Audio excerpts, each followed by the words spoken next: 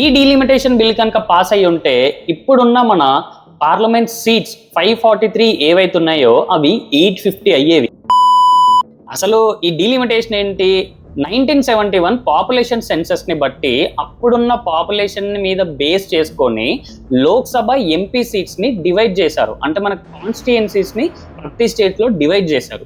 కానీ ఇక్కడ ప్రాబ్లం ఏంటంటే 50 years లో మన పాపులేషన్ చాలా పెరిగింది. ఎస్పెషల్లీ నార్త్ ఇండియన్ పాపులేషన్ చాలా పెరిగింది. అండ్ అఫ్ కోర్స్ సౌత్ ఇండియాలో పాపులేషన్ అనేది కంట్రోల్లోనే ఉంది. కానీ గవర్నమెంట్ ఈ డీలిమిటేషన్ బిల్ని ఫ్రీజ్ చేశారు. మొదటగా 2001 వరకు ఫ్రీజ్ చేశారు, తర్వాత 2026 వరకు ఫ్రీజ్ చేశారు. సో ఈ 2026 అయిపోయే లోపు ఈ ఫ్రీజ్ అనేది ఎక్స్పైర్ అయిపోతుంది. అంటే మళ్ళీ కాన్స్టిట్యుయెన్సీస్ అన్నిటిని కూడా రీడ్రా చేయాలి based on the population present in that particular constituency. In case ఇప్పుడు కనుక ఈ కాన్స్టిట్యుయెన్సీస్ ని రీడ్రా చేయకపోతే 2027 తర్వాత రీడ్రా చేయాల్సి వస్తుంది. అప్పటికి రిపోర్ట్స్ ప్రకారం నార్త్ ఇండియాలో పాపులేషన్ ఇంకా పెరిగే ఛాన్స్ ఉంది. సో అప్పుడు సౌత్తో కంపేర్ చేస్తే నార్త్లో నెంబర్ ఆఫ్ సీట్స్ అనేవి ఎక్కువ ఉంటాయి. అండ్ అప్పుడు పవర్ మొత్తం కూడా నార్త్ ఇండియాకి షిఫ్ట్ అయ్యే ఛాన్స్ ఉంటుంది.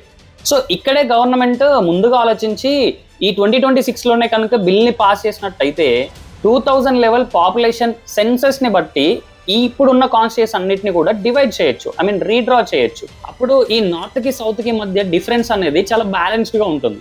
అండ్ సౌత్ కి కూడా టోటల్ గా లాస్ అవ్వకుండా ఉంటుందని కూడా ఆలోచించి 2026లోనే ఈ బిల్ ని ప్రవేశపెట్టారు. ఇక్కడ సింపుల్ గా చెప్పాలంటే ఫ్యూచర్ లో జరిగే పవర్ ఇంబ్యాలెన్స్ ని ఇప్పుడే కంట్రోల్ చేయడానికి ట్రై చేశారు.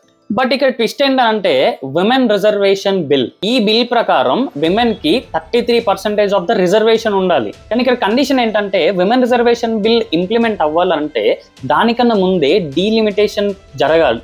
అండ్ ఇక్కడ మీనింగ్ ఏంటంటే ఇన్ కేస్ డీలిమిటేషన్ బిల్ కనుక డిలే అయిపోతే ఆటోమేటిక్ గా విమెన్ రిజర్వేషన్ బిల్ కూడా డిలే అయిపోతుంది. అండ్ ఇక్కడ చాలా డిస్కషన్స్ వచ్చేవి ఏంటంటే ఈ బిల్ కనుక ఇంప్లిమెంట్ అవుతే సౌత్ కి అన్యాయం జరుగుతుందని. బట్ ఇక్కడ చాలా మంది అర్థం చేసుకోలేకపోతుంది ఏంటనంటే మనం కనుక 2027 దాటితే అప్పుడున్న సెన్సస్ ని బట్టి ఈ డీలిమిటేషన్ ప్రాసెస్ అనేది ఆటోమేటిక్ గా చేయాల్సి ఉంటుంది. అండ్ ఈ 2000 లెవెల్ సెన్సస్ తో కంపేర్ చేస్తే 2027లో సెన్సస్ పాపులేషన్ ఇంకా పెరిగే ఛాన్స్ ఉందని ప్రజెంట్ రిపోర్ట్స్ కూడా చెప్తున్నాయి. ఈ యూపీ, బీహార్, రాజస్థాన్ లాంటి స్టేట్స్ లో పాపులేషన్ ర్యాపిడ్ గా పెరుగుతుంది.